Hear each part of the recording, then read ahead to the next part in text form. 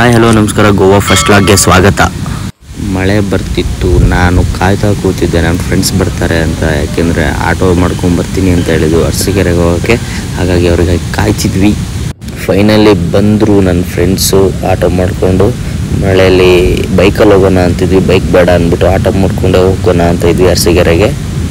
ನೋಡಿ ಗೋವಾ ಹೋಗೋ ಬಾಯ್ಸ್ನ ಎಲ್ಲ ಜಾಲಿಯಾಗಿದ್ದಾರೆ, ಯಾಕೆಂದರೆ ಮಸಾಜ್ಗೆ. ಫೈನಲಿ ರೈಲ್ವೆ ಸ್ಟೇಷನ್ಗೆ ಬಂದ್ವಿ.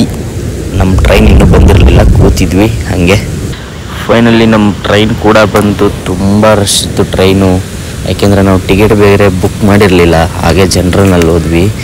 ತುಂಬ ರಶ್ ಇತ್ತು ಅಂದರೆ ತುಂಬ ರಶ್ ಇತ್ತು. ಹಾಗೆ ತಳ್ಳಾಡ್ಕೊಂಡು ಹಿಂಗೋ ಹೋದ್ವಿ. ಈಗ ನೋಡಿ ನಮ್ಮ ಟ್ರೈನ್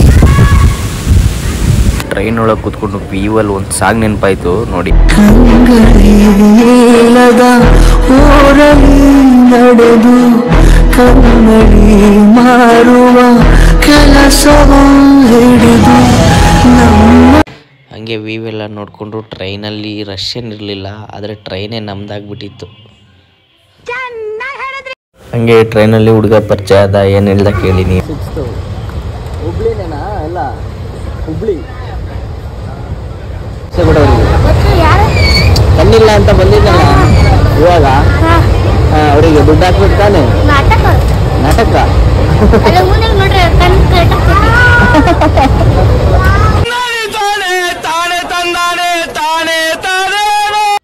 ಹಂಗೆ ಕ್ರಾಸಿಂಗ್ ಕೊಡೋಕ್ಕೆ ಟ್ರೈನ್ ನಿಲ್ಸಿದ್ರು.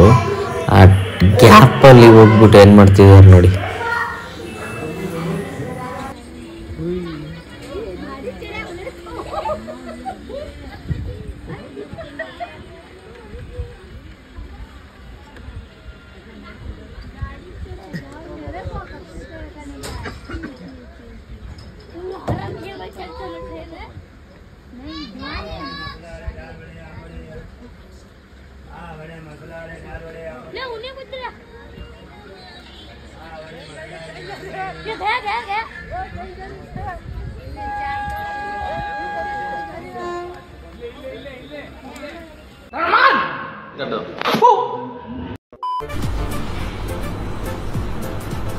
ಅಷ್ಟೇ.